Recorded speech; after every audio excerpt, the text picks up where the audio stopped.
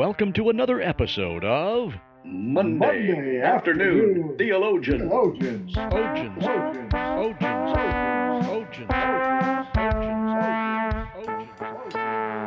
And we're back again. Hello there, my good friend Rick in Colorado. Oh, hello to you too. It's nice to be in your virtual presence. Yeah.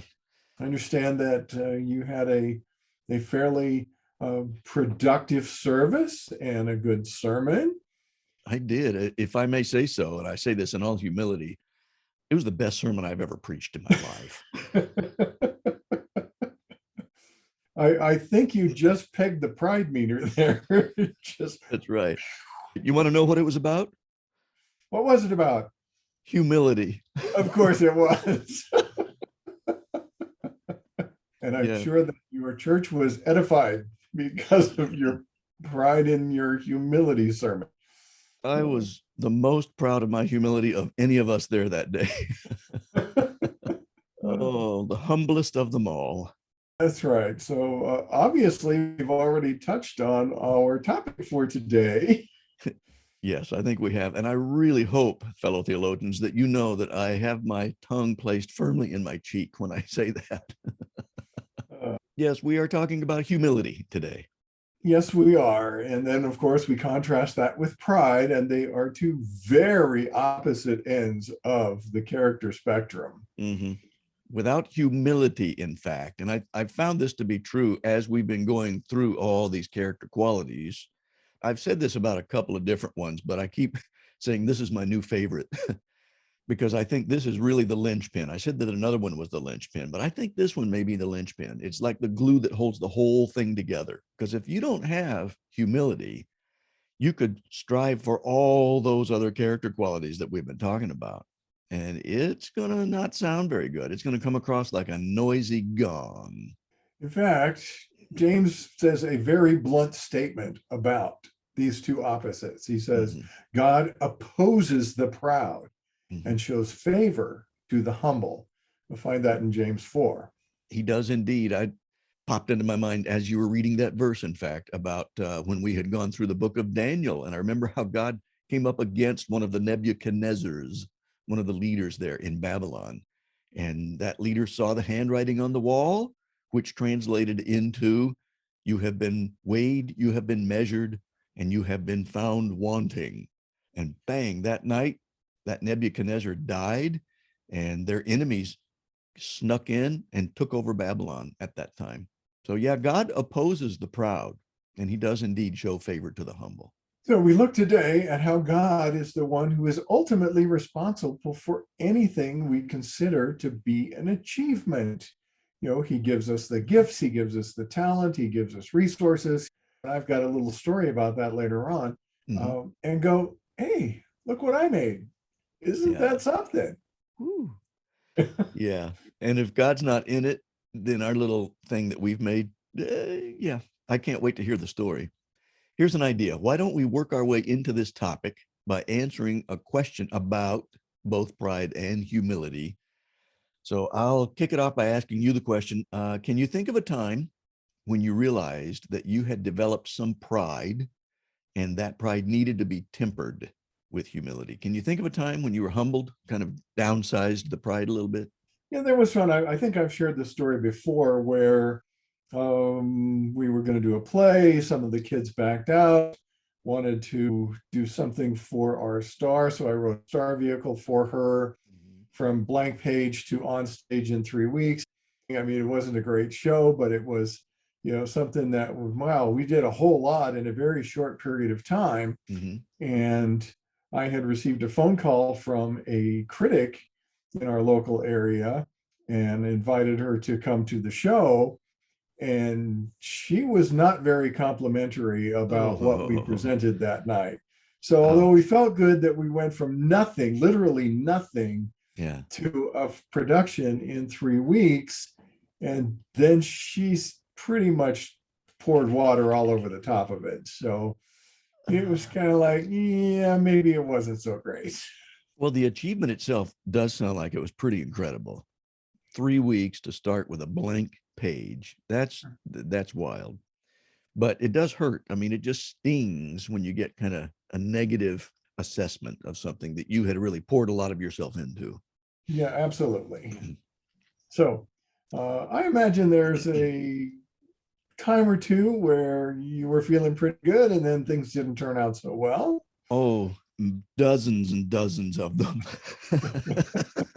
But the one that really leaps out, this is one that I continue to go back to, I need to let it go, is that I was asked to play a trombone solo at a very large church. You have played trumpet in that church, and it was in Phoenix.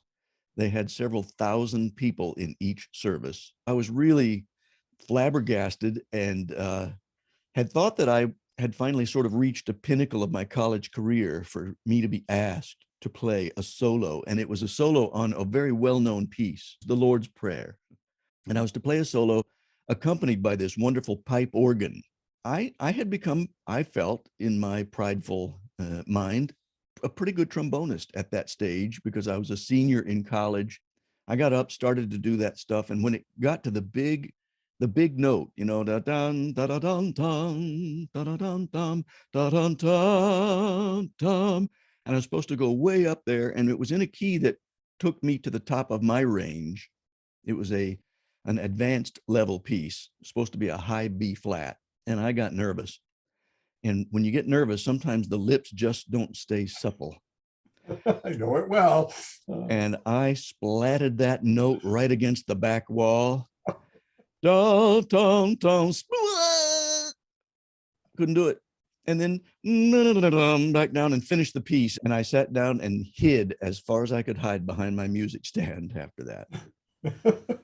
Talk about getting your pride knocked down a notch. I'm sure that there was probably almost an audible gasp and then giggles all over the congregation when this very wonderful solo ended with such a splat.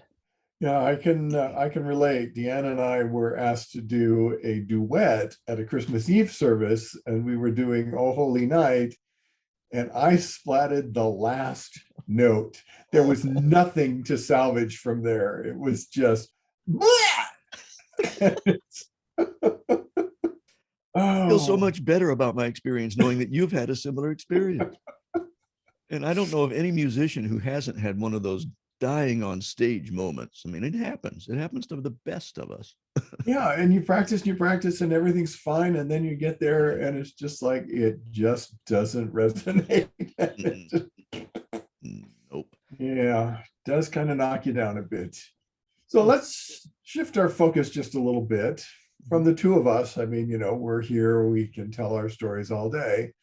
But is there someone else that you've known that displayed, that honest to goodness humility in your experience? Yeah, the guy who comes to my mind when you ask that question, I got to hear him speak at a pastor's breakfast one time.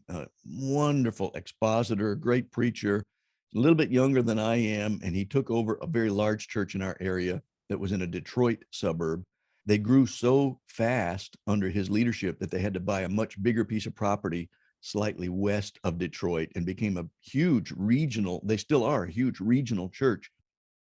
And he's one of these rare individuals that manages to have about 4 strong skill sets in one person. A lot of pastors are pretty good at one thing, but he's good at 4.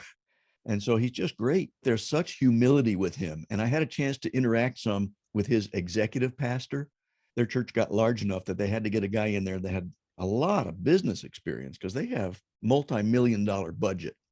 And so the executive pastor takes the load off of that senior pastor or the preaching pastor so that he can spend more time preparing to preach and to be in the word and doesn't have to worry so much about budgets and that sort of thing.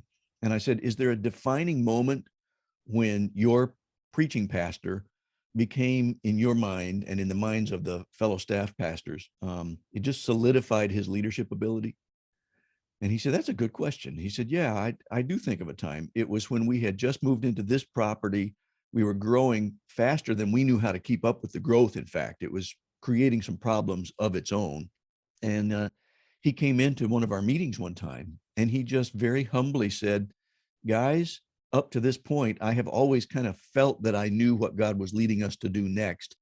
But I'm at a point now when I don't know which way to go. I don't know what to do. I don't know what to do next. And he said, so we got on our knees and we prayed together.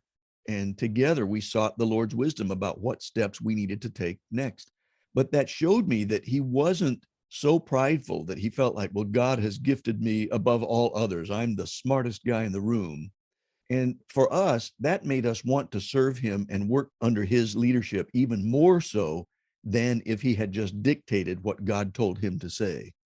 And I thought that was really neat, that it was the humility and his meekness that communicated strong leadership ability.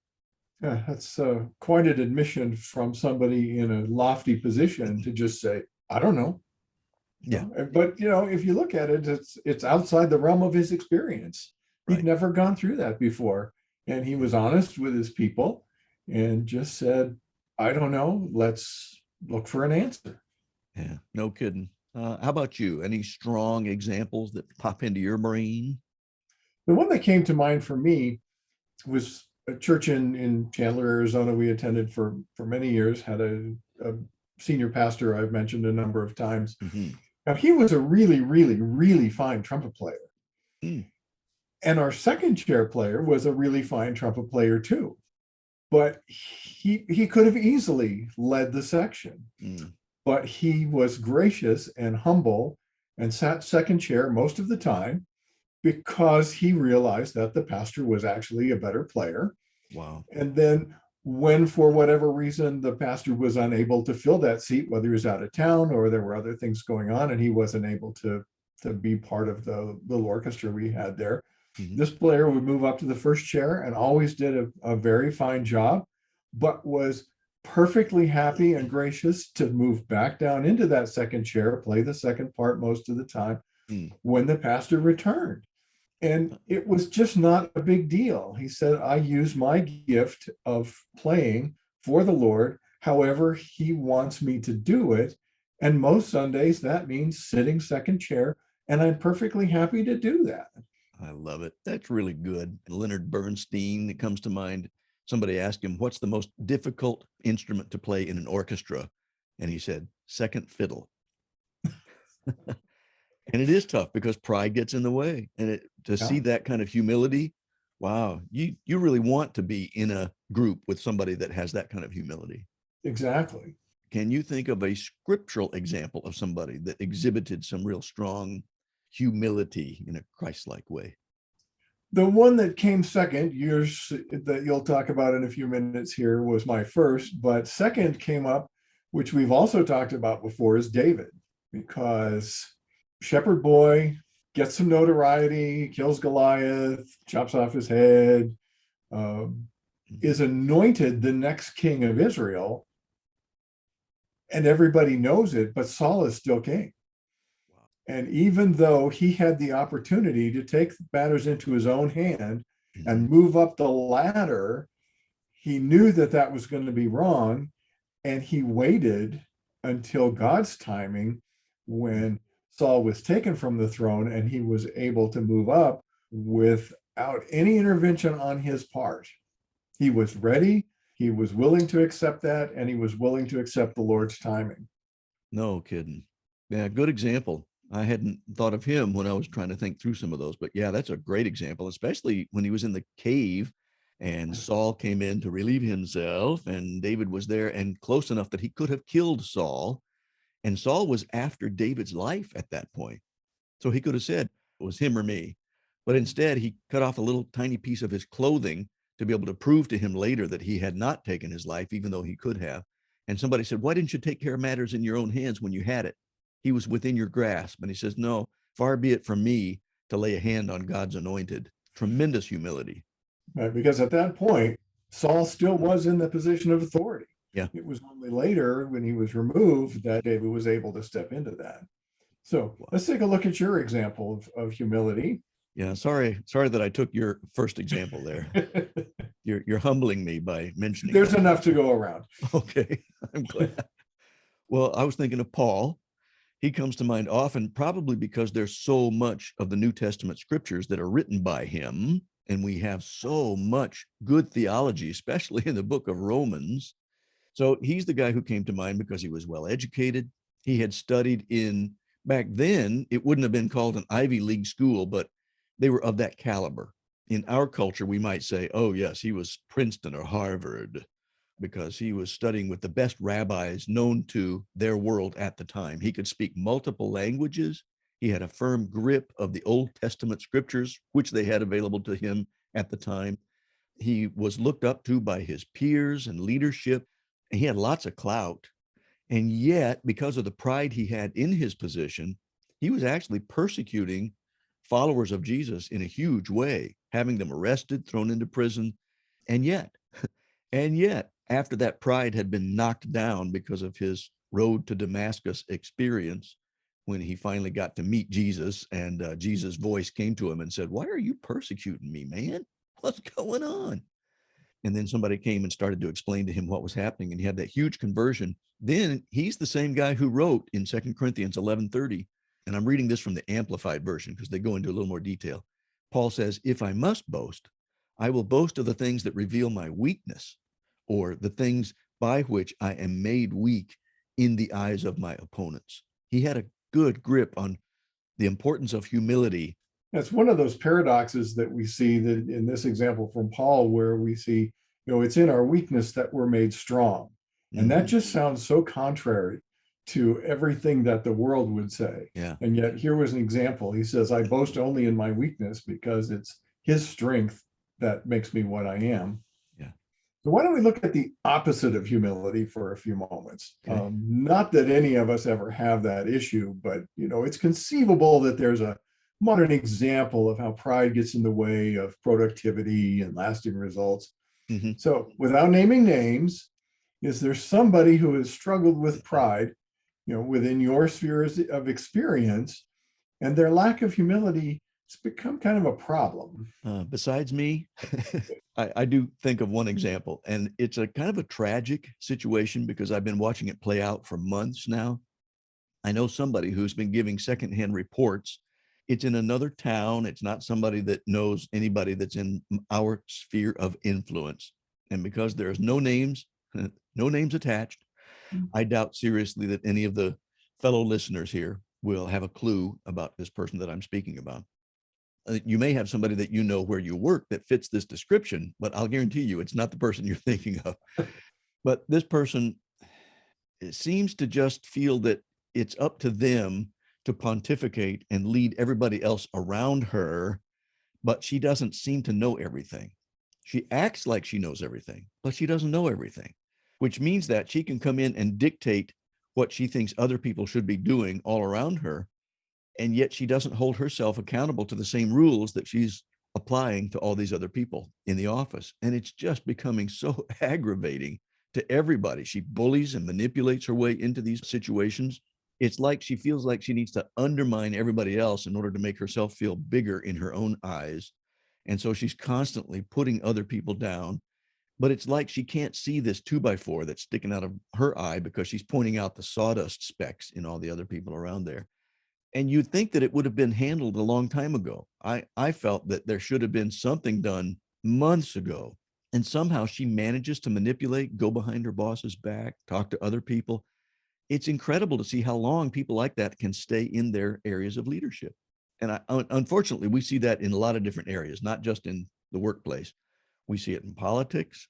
We see it in any kind of places where people can manipulate and power drive their way into leadership positions, maintain those positions far longer than they should. So I've just been praying for that situation and for the people in it, that God will ultimately either change her attitude or move her along so that they can actually become productive and do what they've been tasked to do.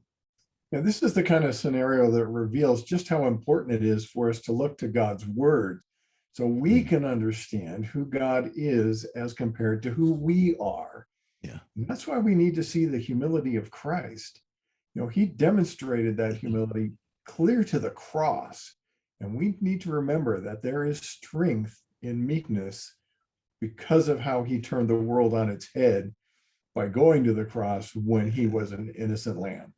Yeah, no kidding. And again, we tend to bookend things because we're theologians and we think about the scriptural scope.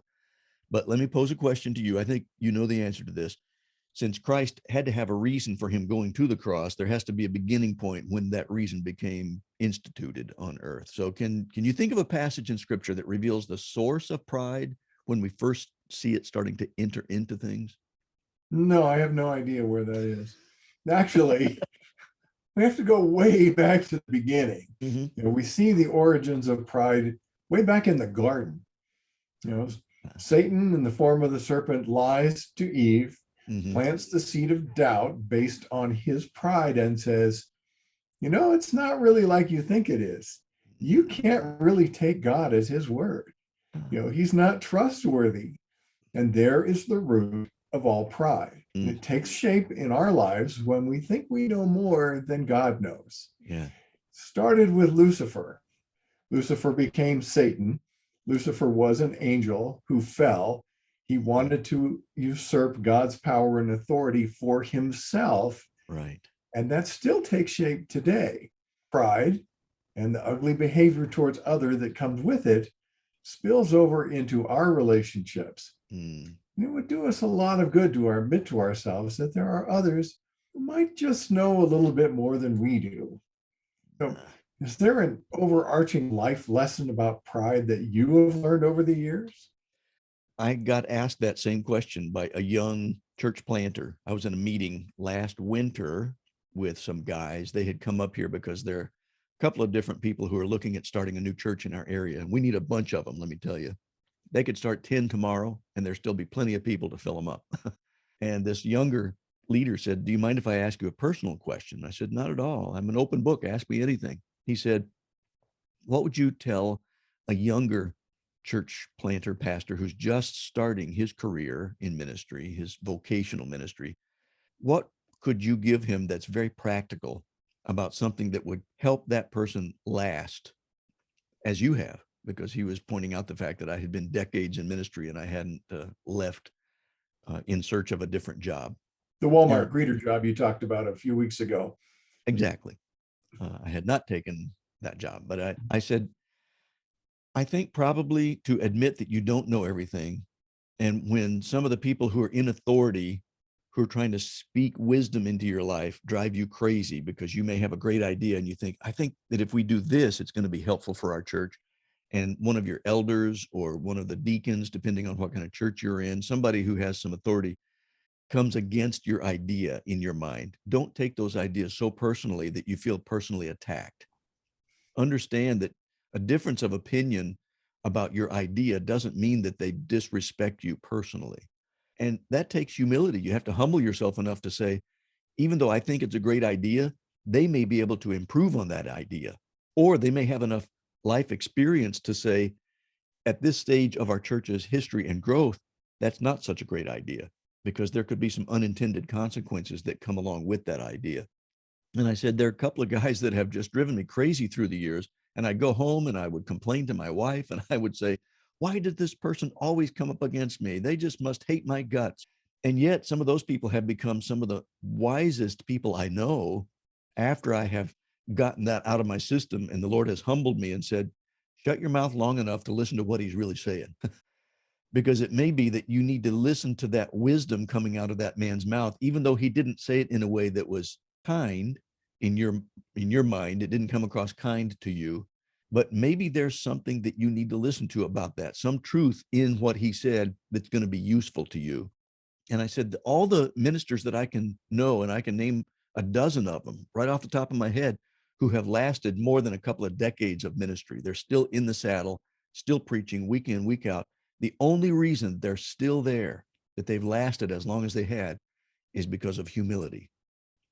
It's their humility that got them to a place where they could accept input from other people without becoming so prideful that they just finally exploded on somebody or got angry and quit and went in search of greener pastures.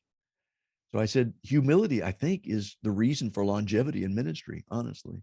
That was my answer to this young guy. How about you? Can you think of a life lesson that comes to mind?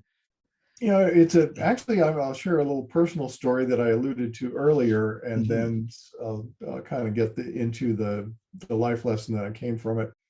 Back in 1996, the Super Bowl was being held in Phoenix.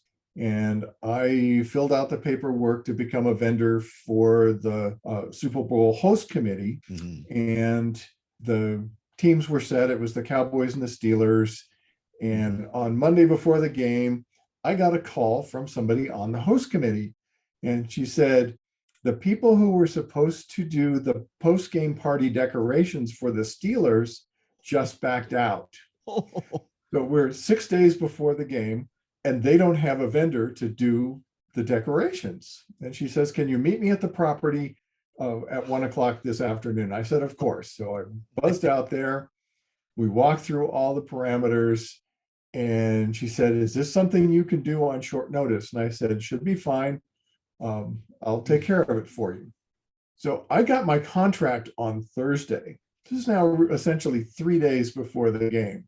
Now, I've been doing some groundwork, and I just told my vendors, my suppliers, here's what we're looking at. Can you have this stuff ready for me? I should have a contract in the next couple of days. So on Saturday, a friend of mine that I'd worked with before and I put together 120 centerpieces. They were expecting 1,200 people to be at this big party. And then they wanted balloon arches and all this stuff. And I had talked to my balloon supplier, and I said, is there somebody who can help me get this put together? Because I knew there were some balloon artists in town. Yeah. And he said, this guy right here, divine providence. I'm thinking that here's a guy in the shop at the same time I am who can help me with this and get it done. We had a quick conversation, worked out. I said, here's what we're doing. What's it going to cost me? Says, okay, great. He had everything that he needed delivered out there. I purchased the stuff I needed to get ready for him. And on Sunday morning, we rolled into the property and started putting things together. And so I had a friend of mine with a van who brought the centerpieces out. We put them all out. We got the balloons attached to those. We had the big balloon arches in the main ballroom. I mean, this is a big deal party. I mean, Kool and the Gang is going to be the entertainment for the Steeler players, all their guests, the coaches, everybody, people from the NFL. And so we got balloons all over the place, these big arches. The party's supposed to start at 9:00. And the game's going on. Sometime early evening, she comes to me and says, well, it looks like the game's getting over a little early, so we're going to start the party at 8:00. And there was one whole section we hadn't even looked at yet because we thought we had this extra hour. So corralled everybody. This section was actually set up on the clay tennis courts under a big tent. And so the balloon guys were in there doing their part. We're getting the centerpieces set up, doing some more balloons for those. Everything's done. In about 10 minutes to 8, we are done packing everything up, getting out of there so that we can be out of the picture when everybody starts arriving. We're done. We go home. We're exhausted. I guess it was probably the next day, the gal from the host committee called me and said, you guys did a great job. Everything looked as good as it did in Miami, and they had 3 weeks to prepare. And I had 6 days, really 3 days when I actually had the contract in hand. And it would be easy for me to go, man, I am great. Look what I did. Now, I'm proud of the work that we did because we did a good job. The client was happy, but I try not, even though I've told this story a number of times because people like a story about Super Bowls. People are like to be 1 degree of separation away from somebody who's been involved with something that has to do with the biggest game on the planet. But I don't try to say I'm great because I was able to do that. There were a lot of people that helped make that happen. The person who helped me make all those centerpieces, the balloon guys, the head of it. And I think it was probably some of his family members because he was a fairly small operation. I mean, and he got a chance to do something he probably wouldn't have ever had if I hadn't been there on that particular day. The people who brought the centerpieces out, saving me the time of running from Midtown Scottsdale all the way back out to Chandler a number of times, because that's a lot of centerpieces. Oh, man. It would be easy to go, I am so good, but really I'm proud of what we did, but I try not to be proud of the fact that I did it. Right. I know what you mean. And I think that there's a little different kind of pride. There is a satisfaction in a job well done, which is a gift from God. I mean, that's why he gives us work. That's very satisfying. It's the same thing that I preached about it a few weeks ago. When God created the world, he stepped back each day and said, that's good. He was enjoying the satisfaction of a job well done. So he allows us to feel that way too. If we understand that all that good satisfaction comes ultimately from him, that's a good kind of satisfaction. The pride that gets in the way and that messes things up is when we start doing what you were saying you don't want to do, and that is to start patting yourself on the back for having done that, to say, yep, I'm satisfied in myself. That's when it becomes twisted, and that's when it becomes sinful. So it's very good to be able to say, man, I'm proud of that. I'm very satisfied, and I'm grateful that God gave me this opportunity and it came off so well.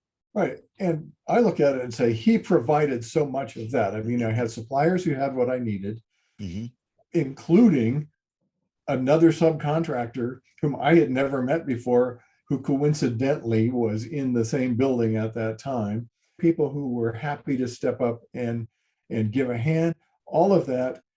And even, what I would say is he gave me the leadership skills to put everything together and coordinate all those people to take a situation that could have fallen apart very easily when they adjusted the time frame on us by an hour. We just gathered everything up and just did it. And then we went home and we crashed. I love that. That's a great illustration. And I think about even some of the Super Bowl speeches made by the quarterbacks who always point to their teammates and they say, yeah, this is a satisfying moment for sure. And I'm really proud of our guys because it was a team effort. Couldn't have done it with just me. I can't point to myself. I have to point to these guys. I love these guys. In fact, I heard about our former quarterback from Detroit recently won the Super Bowl in his new team out there at the Rams, and Matt Stafford, and somebody was asked, one of his teammates was asked, what's the most memorable huddle experience, something that you remember from Matt Stafford? He says, oh, it was the last play of the Super Bowl. He said he was so choked up knowing that all he had to do was tell us that we're going to take a knee because there were just a few seconds left and we knew we had won at that point. And he couldn't get the words out. He was so choked up.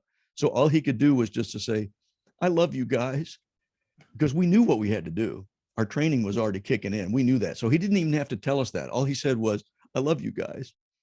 That is true humility, because he understood that the only reason that they were at that moment was because of them. It was a whole team effort. Yeah, you look at that, and so often it's the quarterback, the running back, the wide receiver who makes the big plays.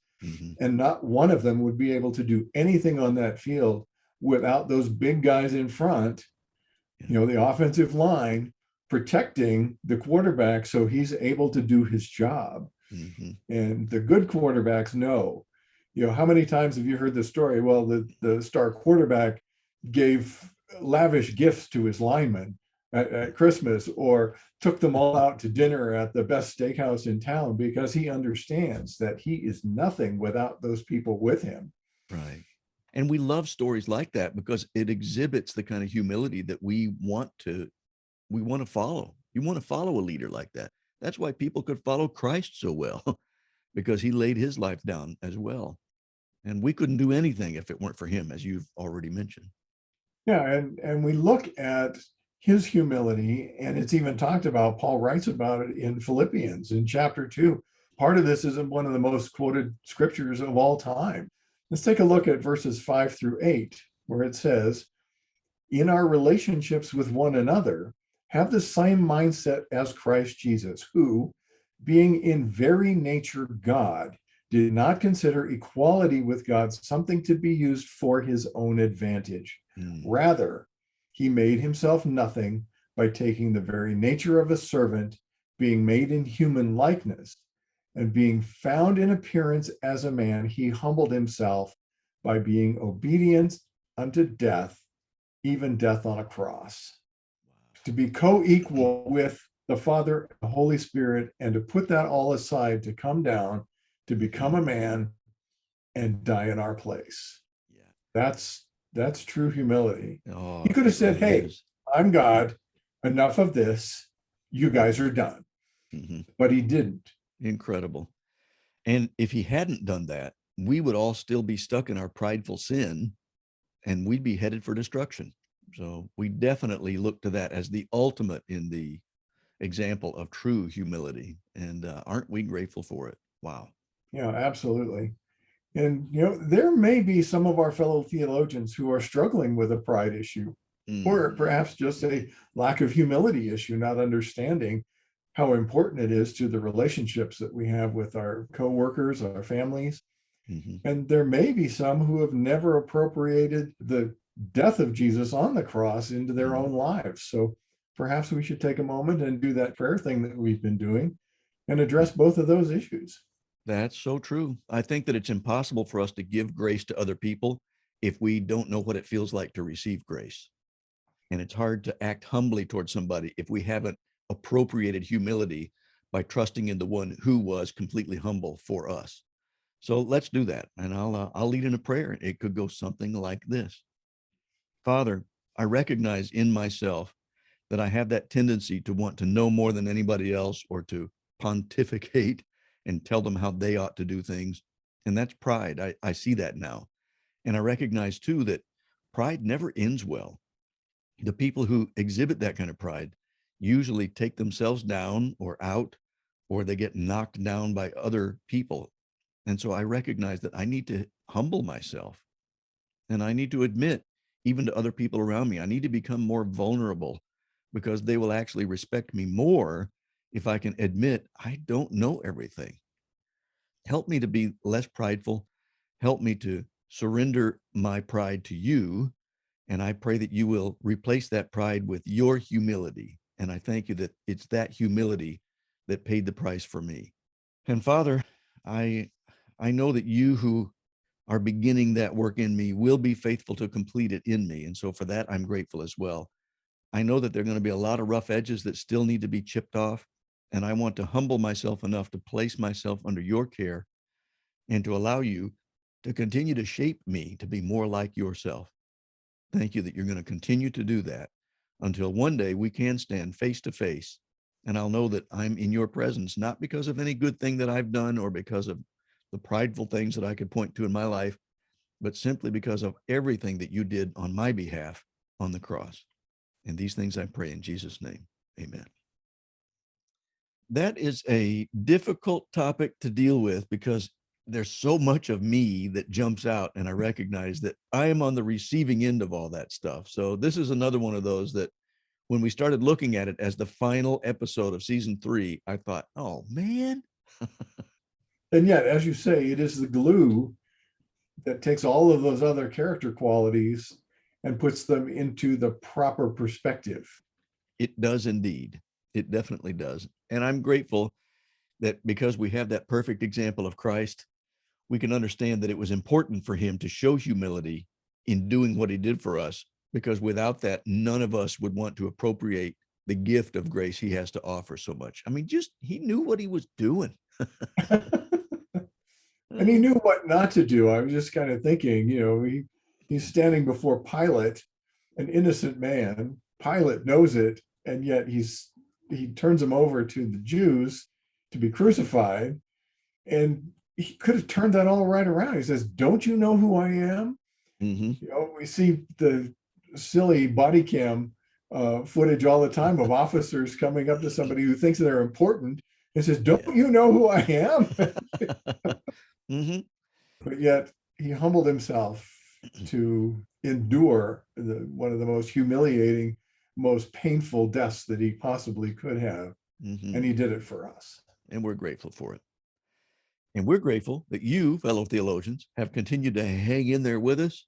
Bless you for it. And we hope that you'll tune in again next time, because we're going to start a new season and we're going to be talking about the real reasons for faith. Some people might call that apologetics because it comes from apologia, which means a defense of or an explanation of. And there's some really good reasons for the kind of faith we have. And we're going to be talking about those things. It could become a good course of study. In fact, we're going to try to present them in a way that you could turn that into a course and do that in a small group setting, perhaps in a Sunday school class or a Bible study. And I hope you'll tune in with us again as we're looking for good reasons for why we believe what we believe. And tune in next time for another episode of Monday Afternoon Theologians. Theologians.